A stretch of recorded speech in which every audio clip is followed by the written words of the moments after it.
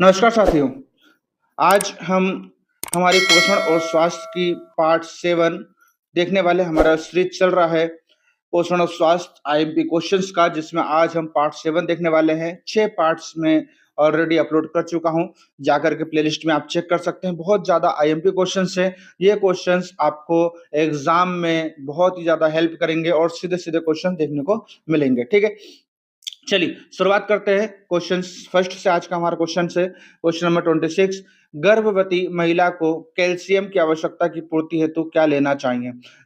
Pregnancy के दौरान, गर्भवती के दौरान महिलाओं को कैल्शियम की आवश्यकता को पूरा करने के लिए क्या लेना चाहिए? दूध या दूध से बने पदार्थ, बंद गोभी, अंडा और उपरोक्त सभी। ठीक है ना? तो पता है हमको कि दूध, बंद गोभी और अंडा, इन सभी में जो होता है कैल्शियम होता है, इसलिए इसका आंसर हो जाएगा उपरोक्त सभी हो जाएगा। ठीक है, अगला क्वेश्चन देखेंगे, क्वेश्चन नंबर 27। पीलिया मनुष्य के शरीर के किस अंग को प्रभावित करता है? ठीक है, जो पीलिया होता है वो मानव शरीर के किस अंग को प्रभावित करता है? तो पीलिया जो है वो यकृत को यानी लीवर को प्रभावित करता है, इसलिए इसका सही आंसर हो जाएगा यकृत, ये लीवर। ठीक है, नेक्स्ट क्वेश्चन देखेंगे, क्वेश्चन नंबर 28 है, राष्ट्रीय फाइलेरिया उन्मूलन कार्यक्रम कब प्रारंभ किया गया था? इसको बहुत ज्यादा आईएमपी तरीके से स्टार लगा करके रखना है हमारे पास कि नेशनल फाइलेरिया उन्मूलन कार्यक्रम। ठीक है ना? कब स्टार्ट किया गया था? तो स्टार्ट किया गया था 1955 में, 1955 में ये स्टार्ट किया गया था। नेक्स्ट क्वेश्चन है, परिवार कल्याण कार्यक्रम का मुख्य उद्देश्य क्या है? परिवार कल्याण कार्यक्रम का मुख्य उद्देश्य क्या है? तो इसका सही आंसर है जनसंख्या नियंत्रण। परिवार कल्याण कार्यक्रम का मुख्य उद्देश्य जनसंख्या नियंत्रण, जनसंख्या पर नियंत्रण करना। क्वेश्चन 30, कुपोषण का अर्थ क्या होता है? कुपोषण का अर्थ क्या होता है?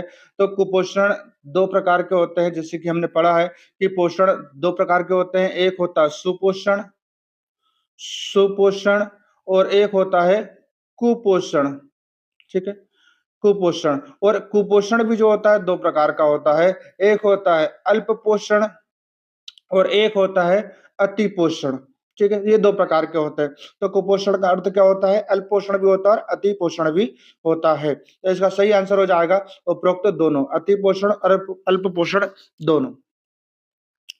नेक्स्ट क्वेश्चन देखेंगे, क्वेश्चन नंबर 31। शरीर में रोगों से लड़ने की शक्ति को क्या कहते हैं? शरीर में रोगों से लड़ने की शक्ति को हम क्या कहते हैं? तो इसको रोग प्रतिरोधक क्षमता कहते हैं। क्या बोलते हैं? रोग प्रतिरोधक क्षमता कहते हैं, जो शरीर में रोगों से बचाती है। क्वेश्चन नेक्स्ट है, मिजल्स का टीका बालक को कब लगता है? मिजल्स का टीका जो है वो बालक को कब लगता है, कितने समय में लगता है? तो ये 9 माह में लगता है। ठीक है, मिजल्स का टीका जो है, मीजल्स का टीका जो है कब लगता है? 9 माह में लगता है। जब बालक 9 माह का हो जाता है तब ये लगता है। ठीक है, नेक्स्ट क्वेश्चन है, अंधेपन को दूर करने हेतु भारत सरकार ने राष्ट्रीय स्तर पर कार्यक्रम किस वर्ष प्रारंभ किया? तो अंधेपन को दूर करने के लिए भारत सरकार ने राष्ट्रीय स्तर पर जो कार्यक्रम स्टार्ट किया था वो 1970 में स्टार्ट किया था।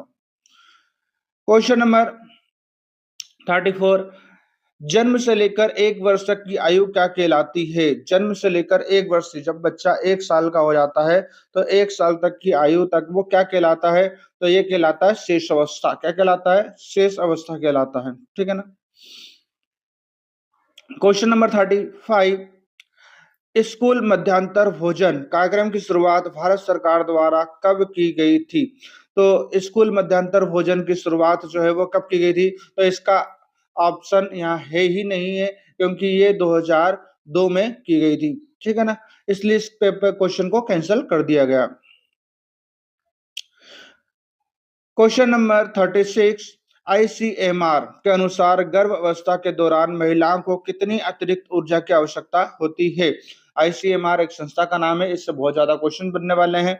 तो उसके अनुसार गर्भ अवस्था के दौरान महिलाओं को कितनी अतिरिक्त ऊर्जा लेनी चाहिए? जैसे कि कोई महिला को 1500 कैलोरी की आवश्यकता होती है, तो उसको और कितनी एक्स्ट्रा लगेगी? तो उसको 300 कैलोरी और एक्स्ट्रा लगेगी, मतलब उसे अब जो है 1500 की जगह कितनी 1800 कैलोरी ऊर्जा लेनी चाहिए। क्वेश्चन 37 है, माइक्रो न्यूट्रिएंट्स यानी सूक्ष्म पोषक तत्व जो है वो क्या होता है, तो ये आयरन होता है, लोहा होता है, जो कि हरी सब्जी पालक से मिलती है हमको। क्वेश्चन 38, किस बीमारी का टीका अभी तक नहीं बना है? ठीक है, ऑप्शन है बस एड्स, टिटनेस, डिप्थीरिया, काली खांसी। तो ये तीनों के बन चुके हैं, टिटनेस, डिप्थीरिया, काली खांसी का बन चुका है, एड्स का टीका अभी तक नहीं बना है। क्वेश्चन नंबर 39, ट्यूबर क्यूलिन किस रोग में प्रभावकारी है? ट्यूबर क्यूलिन जो है किस रोग में प्रभावकारी है? तो यह है तपेदिक में। ट्यूबर क्यूलिन जो है वो तपेदिक में लाभकारी है। नेक्स्ट क्वेश्चन है, जन्म से 4 माह तक के बच्चे का क्या आहार होना चाहिए? जन्म से 4 माह तक के बच्चे को केवल और केवल माँ का दूध ही आहार होना चाहिए। तो इसका सही आंसर हो जाएगा माँ का दूध। ठीक है ना। इससे क्या बीमारी होती है हमने वो भी पढ़ा था। क्वार्सिकोर जो बीमारी होती है वो इसी कारण होती है, प्रोटीन की कमी से होती है। ठीक है। क्वेश्चन नंबर 41, टीबी की प्राथमिक रोकथाम की जा सकती है। टीबी की प्राथमिक रोकथाम कैसे की जा सकती है? बीसीजी का टीका लगा करके। तो इसका सही आंसर हो जाएगा बीसीजी का टीका लगा करके। क्वेश्चन 42, बालवाड़ी पोषण कार्यक्रम की शुरुआत समाज कल्याण विभाग द्वारा किस वर्ष की गई थी? ठीक है ना। तो ये जो कार्यक्रम की शुरुआत जो है वो 1970 में की गई थी। कब की गई थी? 1970 में की गई थी। नेक्स्ट क्वेश्चन है, पोलियो को चिकित्सा विज्ञान की भाषा में क्या कहा जाता है? पोलियो को जो है चिकित्सा विज्ञान की भाषा में क्या कहा जाता है? तो इसको कहा जाता है पोलियो माइलिटिस। क्या कहा जाता है? पोलियो माइलिटिस कहा जाता है। नेक्स्ट क्वेश्चन है, टाइफाइड में शरीर का कौन सा अंग प्रभावित होता है? टाइफाइड में जो है मानव शरीर का कौन सा अंग जो है प्रभावित होता है? तो टाइफाइड में जो है आंतें प्रभावित होती है, मानव शरीर की आंतें प्रभावित होती हैं। ठीक है ना। नेक्स्ट क्वेश्चन देखेंगे हम, बीसीजी का टीका किस रोग से बचाव के लिए लगाया जाता है? तो बीसीजी का टीका जो है तपेदिक यानी ट्यूबरक्लोसिस से बचाव के लिए लगाया जाता है। ठीक है, क्षय रोग, टीबी जिसको बोलते हैं हम। नेक्स्ट क्वेश्चन है, शरीर का तापक्रम यानी बुखार बढ़ने पर चयापचय की दर क्या होती है? तो शरीर में तापक्रम बढ़ने पर चयापचय की दर जो है वो बढ़ती है। ठीक है ना। बुखार बढ़ेगा, टेम्परेचर बढ़ेगा तो चयापचय की दर भी बढ़ेगी। चयापचय का मतलब होता है मेटाबॉलिक। ठीक है ना। मेटाबॉलिक रेट जो है वो बढ़ता है, भूख लगना और भूख नहीं लगना जिसको बोलते हैं। 2.5 माह की आयु में शिशु को कौन सा टीका लगाया जाता है? जब 2.5 वर्ष का होता है बच्चा, 2.5 माह का जब होता है तब कौन सा टीका लगाया जाता है? डीपीटी का टीका लगाया जाता है। 2.5 माह की उम्र में डीपीटी का टीका लगाया जाता है, डिप्थीरिया जिसको बोलते हैं। क्वेश्चन 48 है, खसरा रोग किस आयु वर्ग को सर्वाधिक प्रभावित करता है? खसरा रोग जो है वो किस वर्ष आयु वर्ग में होता है? तो यह होता है 6 माह से 3 वर्ष तक के बच्चों में पाया जाता है। खसरा सबसे ज्यादा 6 माह से 3 वर्ष तक के बच्चों में पाया जाता है। नेक्स्ट क्वेश्चन है, धात्री माता के भोजन में कौन से पोषक तत्व की अधिकता होनी चाहिए? जो धात्री माता होती हैं उनमें सबसे ज्यादा क्या होना चाहिए? कैल्शियम, प्रोटीन, उपरोक्त दोनों। तो इसका सही आंसर हो जाएगा उपरोक्त दोनों होना चाहिए, प्रोटीन भी और कैल्शियम भी। नेक्स्ट क्वेश्चन है, बालकों को विटामिन ए की खुराक दी जाती है। विटामिन ए की खुराक क्यों दी जाती है? तो सभी को पता है विटामिन ए जो है वो आंखों की बीमारी को दूर करता है। विटामिन ए से की कमी से आंखों की बीमारी होती है, तो आंखों की सुरक्षा के लिए जो है विटामिन ए की खुराक दी जाती है। सही आंसर हो जाएगा आंखों की सुरक्षा। नेक्स्ट क्वेश्चन है, प्रोटीन की उत्पत्ति प्रोटियोस शब्द से हुई। प्रोटियास शब्द किस भाषा से है? तो ये ग्रीक भाषा। जब भी ऐसे क्वेश्चन बनते हैं कि ये शब्दावली किस भाषा से है, किस शब्द से लिया गया है, जब आपको आंसर नहीं पता हो तो आप आंख बंद करके ग्रीक लगा देना, क्योंकि 90% आंसर जो है ग्रीक ही होता है। नहीं पता हो तब की कंडीशन, पता है तो आपको जो पता वही लगाएंगे, नहीं पता हो तब का बताया मैंने। समेकित बाल विकास परियोजना आईसीडीएस के हितग्राही जो है वो कौन है? तो ये सभी, ये गर्भवती माताएं, धात्री माताएं, स्कूल पूर्व छात्राएं, ये सभी जो है वो इसके हितग्राही हैं। क्वेश्चन 53, किस व्यक्ति की क्रियाशीलता बढ़ने पर प्रोटीन की मात्रा जो है किसी व्यक्ति की क्रियाशीलता बढ़ेगी तो प्रोटीन की मात्रा क्या होगी, अपने आप बढ़ेगी। ठीक है ना?